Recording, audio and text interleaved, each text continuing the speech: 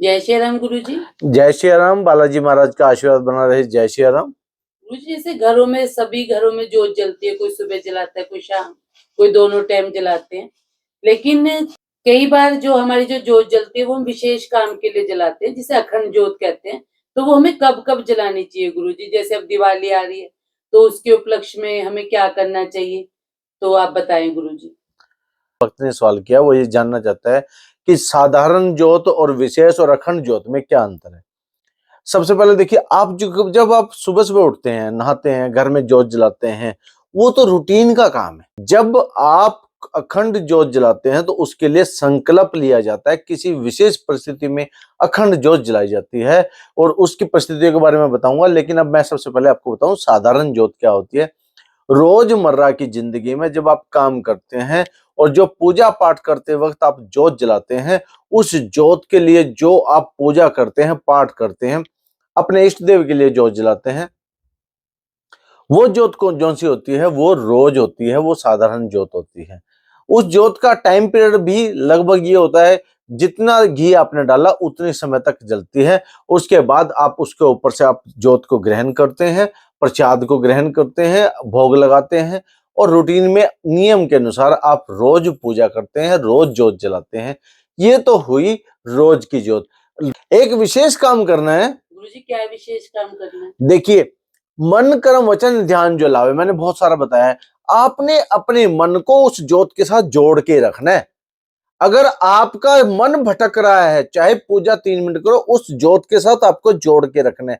और जब जब ज्योत के साथ जुड़ा रहेगा, परमात्मा के साथ रहेगा, आप जितनी मिनट भी पूजा करेंगे, वो पूजा आपको, उस पूजा में आपका ध्यान नहीं भटकना चाहिए, मन नहीं भटकना चाहिए। अगर आपका मन भटका तो समझ लो वो ज्योत आपकी व्यर्थ ही है। आपने उस ज्योत को जलाया जरूर है, आपने पूजा जरूर करी है, पर वो पूजा स्वीकार नहीं है। पूजा स्वीकार कौन सी होती है? जब आपकी ज्योत में आपका मन जो है स्थिर हो जाए, टिक जाए। अगर आप नकारात्मक शक्तियां आपके घर में प्रवेश हो रही हैं तो उस घर में ये लक्षण होंगे। वो उसका मन भटकेगा ही भटकेगा। वो जैसे ही ज्योत जलाएगा उसका मन भटकेगा। और ज्यादातर घरों में नकारात्मक शक्तियां, हमारा अनुभव के आधार पर बता रहे हैं, हमने देखा कि ज्यादातर घरों में नकारात्मक शक्तियां वास करती ही करती हैं। और वो करती हैं तो उनका देखिए, पूजा करते वक्त जिन लोगों का मन भटकता है, उन्होंने अपने मन को साधना है।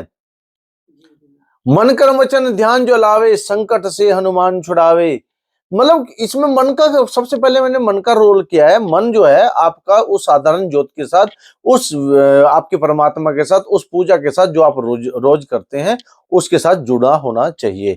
तो ये तो है साधारण ज्योत। लेकिन विशेष ज्योत आपने पूछी, अखंड ज्योत पूछी, इसमें क्या है? अखंड ज्योत कब जलती है? जैसे बालाजी का जागरण करवाते हैं तो क्या जलती है? अखंड ज्योत। क्या कहते हैं? बाबा मेरी ज्योत पे आना। ये निमंत्रण दिया जाता है। इसमें लोगों को निमंत्रण भी दिया जाता है, इसमें प्रचार किया जाता है, इसमें बाबा का प्रसार किया जाता है, इसमें शक्तियों का आगमन करवाया जाता है।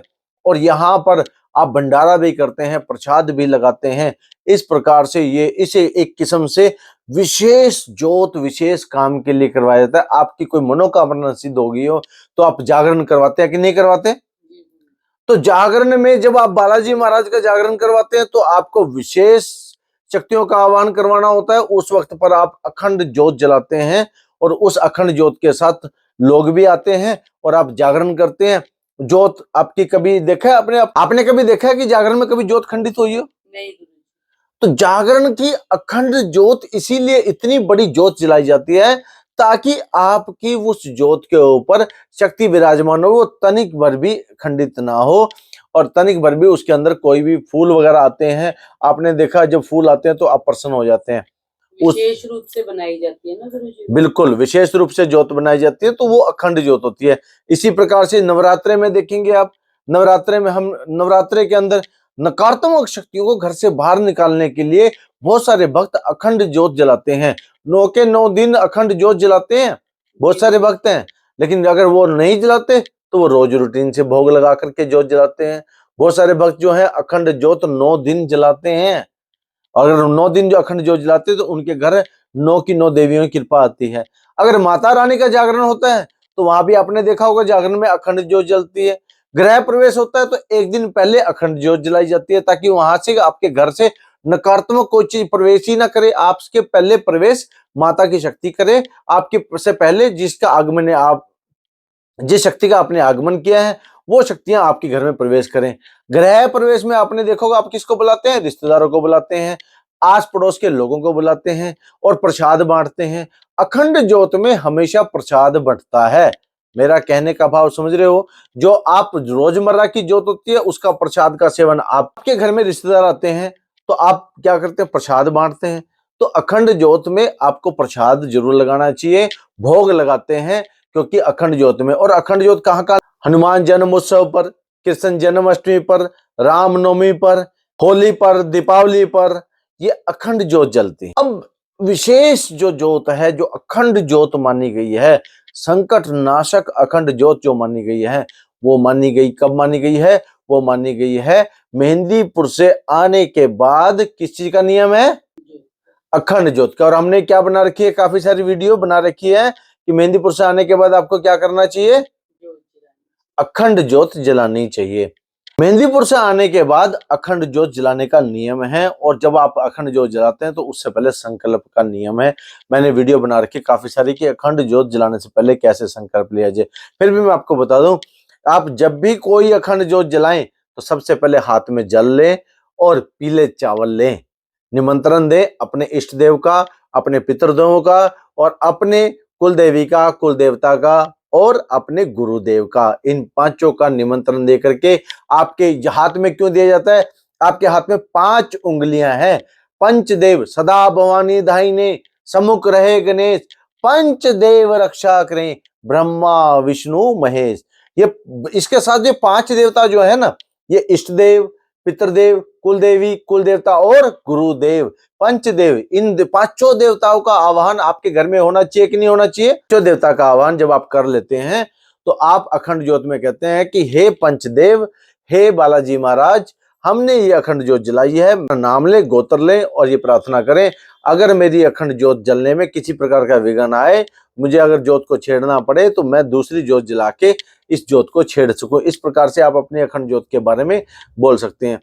जो आप अखंड ज्योत संपूर्ण होने के बाद जो भी, और घर में कभी भी अखंड ज्योत जब जलती है तो आपको हर प्रकार से मन को शुद्धिकरण करना होता है, ब्रह्मचर्य का पालन करना होता है और घर में शक्तियां विराजमान होती हैं। संकट का दम घुटता है। संकट जो है अखंड ज्योत जलने से बड़ा परेशान होता है और इसीलिए होली और दीपावली पर बड़ी करी कराई होती है। इसलिए जो पुराने बुजुर्ग लोग थे वो पहले ही अखंड ज्योत जला लिया करते थे, ताकि कोई भी उनके घर पे किसी प्रकार की कोई क्रिया ना करे, कोई कार्यक्रम ना करे। और जैसे आपको पता है कि दीपावली आने वाली है और दीपावली आने के ऊपर लोग जो हैं इन 15 दिनों का बेसब्री से इंतजार कर रहे होते हैं ताकि वो क्रिया कर सकें। लोग जलन की भावना रखते हैं, वो जाते हैं, तांत्रिक उनको कहता है कि भाई 15 दिन जो है इसमें क्रिया हो सकती है आप संपूर्ण। तो इस 15 दिन के अंदर आपको अपनी ज्योत जला के रखें, अपने संकल्प लें, बालाजी महाराज से आशीर्वाद लें। और देखिए, और एक बात जरूर कहूंगा मैं, जो भगत इस वीडियो को देख रहे हैं उन्हें ये विशेष सूचना है, दीपावली के बाद मेहंदीपुर जाने का सबसे उचित अवसर है। और दीपावली के बाद आप लोगों को खुशखबरी दे दें, हम लोग दीपावली के बाद जा रहे हैं। अभी आपको खुशखबरी दे रहे हैं, दीपावली के बाद 15 नवंबर को दरबार लगेगा। सुबह 9 बजे मुझे वहां मिल सकते हैं जो भक्त मिलना चाहें। और 16 नवंबर को भी वहीं पर मिलूंगा, 17 को भी वहीं पर मिलूंगा। कोशिश करेंगे कि बालाजी महाराज इस बार सभी की संकट कट जाएं और हमारी तरफ से पूरा प्रयास होता है। जो लोग हमारे साथ जाते हैं वो बताएं कि कितना दरबार लगता है और किस प्रकार से सारी क्रियाएं होती हैं। तो गुरुजी दिवाली के बाद तो हमें जरूर जाना चाहिए ना, जिससे कोई भी संकट हमारे शरीर पे हावी ना हो। बिल्कुल, बहुत बहुत बढ़िया सवाल किया आपने। दीपावली के बाद तो आपको 100% जाना ही चाहिए और 100%, क्योंकि हम लोगों ने कभी भी दीपावली और होली के बाद जाना मना ही नहीं करा। और एक राउंड बीच में सावन के महीने में लगाना चाहिए। ये 3 तो विशेष ही राउंड होते हैं जिसमें आपको जरूर लगाना चाहिए। तो अभी आप समझ गए होंगे। आशा करते हैं आपको इस प्रकार की जानकारी भरी वीडियो पसंद आती होगी और इस वीडियो को लाइक करिए, शेयर करिए, सब्सक्राइब करिए। जय श्री राम बाबा, जय श्री राम।